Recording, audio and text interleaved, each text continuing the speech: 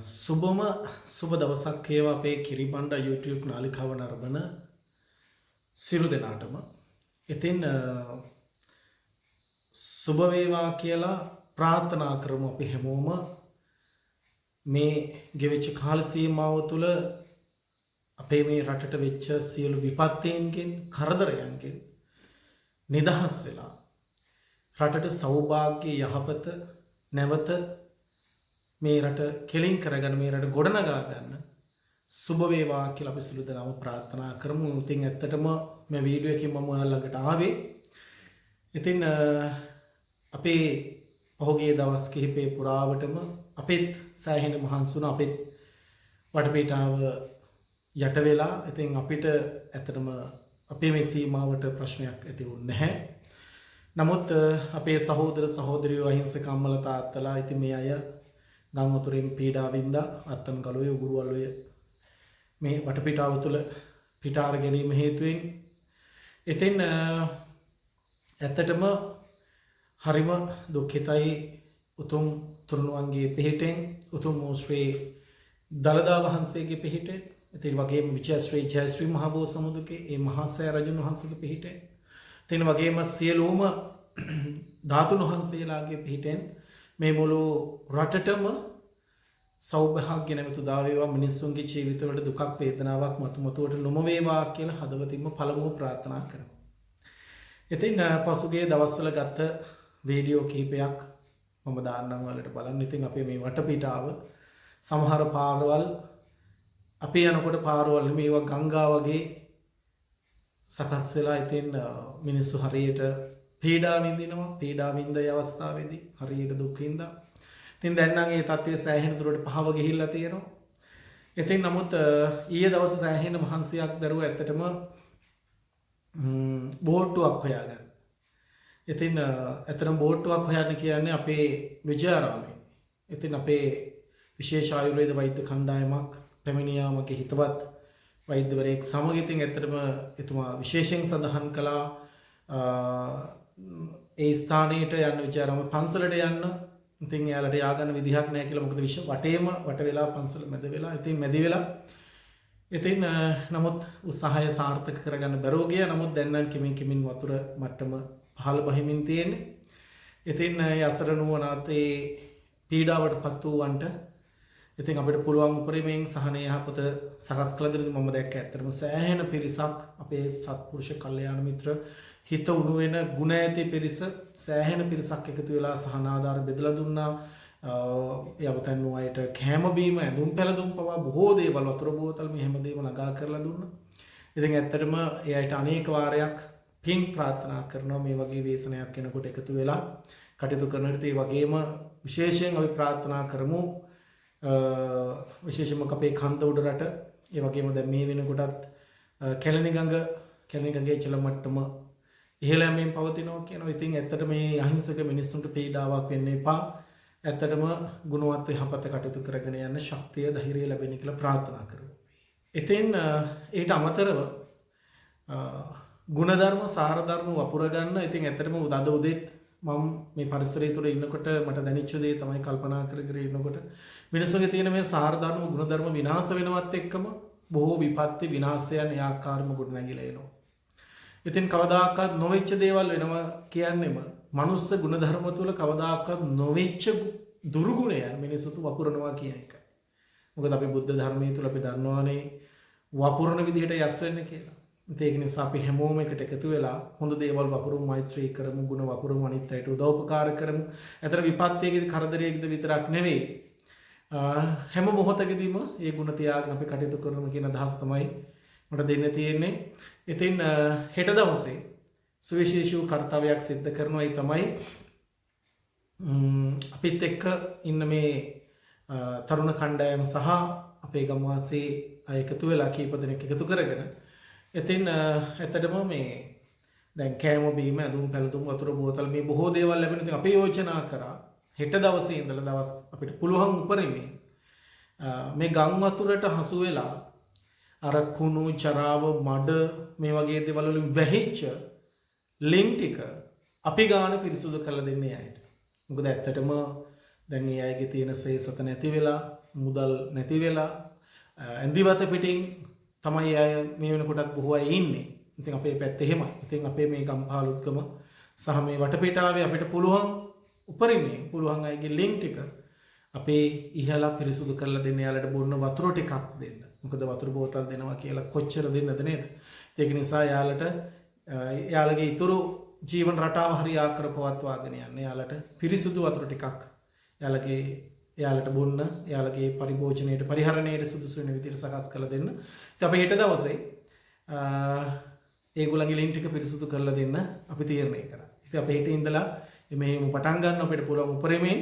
ඉතින් අපිත් එක්ක පුළුවන් නම් එකතු වෙන්න තවත් ඒ වගේ ස්වේච්ඡාවෙන් මේසත් කටයුත්තට කැමති අය ඉන්නෝ නම් අපිට දැනුම් දෙන්න. මම දාන්නම් අපේ ටෙලිෆෝන් නම්බර් එක 076 37 26 691.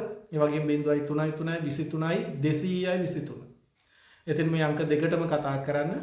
ඉතින් අපේ සත්පුරුෂයෝ කල්යාණ මිත්‍රයෝ දුකටපත් වුණාම මිනිස්සුන්ට යහපත කරන හැමෝම එකතු වෙලා අපි මේ මහා කටයුත්ත කරනවා. ඉතින් මේක ටිකක් වෙහෙසකාරී වැඩක්. නමුත් අපි හැමෝම එකතු වෙලා මේ මහා කටයුත්ත කරනවා වෙහෙස නොබලා.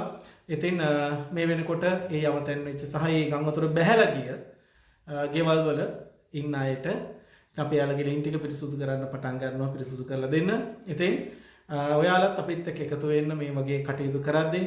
ඉතින් අපේ කිරිබණ්ඩ නාලිකාව නරඹන අපිත් එක්ක එකතු වෙලා ඉන්න අපේ කල්යාණ මිත්‍රයෝ, අපේ යහපත් පිරිස එකතු වෙන්න අපිත් එක්ක.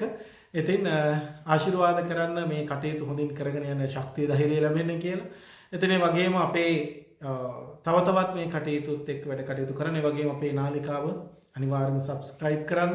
ඒ වගේම කිරිබණ්ඩ page එක අනිවාර්යයෙන්ම follow කරන්න ඇවිල්ලා මෙතන මේ කටයුතු ටික ඔයාලා සිද්ධ කරන්න. එහෙනම් ඔයාලා හැමෝටම කිසිදු විපත්තියක් කරදරයක් නොම වෙන ඉදිරි දවස් කිහිපය සහ ඉදිරියටත් කිසිම වේදනාවක් අපහසුතාවයක් නොම වෙලා මේ රටට ඊටාම සෞභාග්‍යව යහපත්ව කටයුතු කරගෙන යන්න ශක්තිය ධෛර්යය වාසනාව ලැබෙන්න කියලා හදවතින්ම මෙක්සිතින් ප්‍රාර්ථනා කරනවා. ඉතින් එහෙනම් ඔයාලට තෙරුවන් සරණයි. ඉතින් අපි සියලු දෙනාම එකට එකතු වෙලා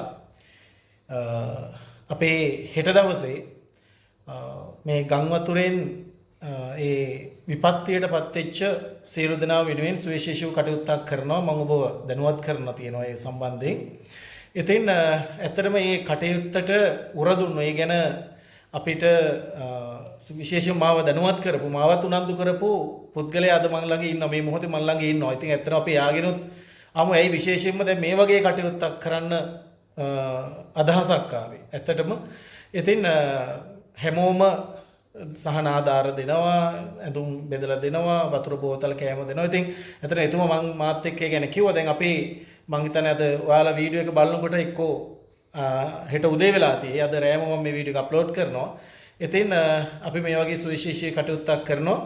ඉතින් අපේ එතුමා මීට කලින් කිරිබණ්ඩගේ දැකලා තියෙනවා ඔයාලා. ඉතින් ඒ සුවිශේෂීව සමාජ මෙහෙවර කරන, අපිවත් උනන්දුවෙන් කටයුතු කරන අපේ රාළමාම ඉන්නවා අපිත් එක්ක.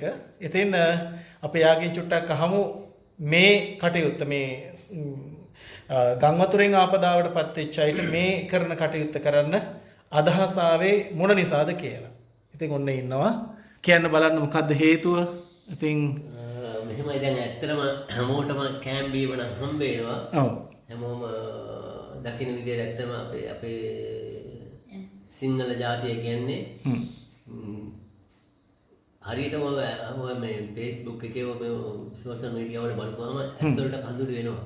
ඒ කියන කතා ඔය ගොඩාක්ම දකුණේ කට්ටිය. ඒගොල්ලෝ කියනවා අපිට සුනාමිය වෙලාවේදී කරපු උදව් වලට තමයි මේ උදව් කරන බෝට්ටු අරගෙන ලෝරි වලින් කෑම අරගෙන කේටරින්ස් එහෙම හැමදේම ආයි පුදුම මං හිතන්නේ කිසිම රටක කිසිම ජාතියකට මේ වගේ කැක්කමක් ඇති කියලා. එහෙම පුදුම තමන්ගේ මිනිස්සු වෙනුවෙන් කරන්න ඕනම කැපවීමක් කරන ජාතියක් කට්ටියක් තමයි අපේ ලංකාවේ ඉන්නේ. සිංහල ජාතිය. ලාංකිකයෝ. හැබැයි මෙහෙමයි. එතෙන්දී සිංහල මුස්ලිම් බෙදයක් හැමෝම දමිළ ඒ හැමෝම සියලු දෙනාම එකාසෙම මම දැක්ක මුස්ලිම් ජනතාව දමිළ හැමෝම එකා සමානව ශ්‍රී ලාංකික ජනතාව හැටියට පට්ට විදියට ගේමක් ගහනවා වෙන.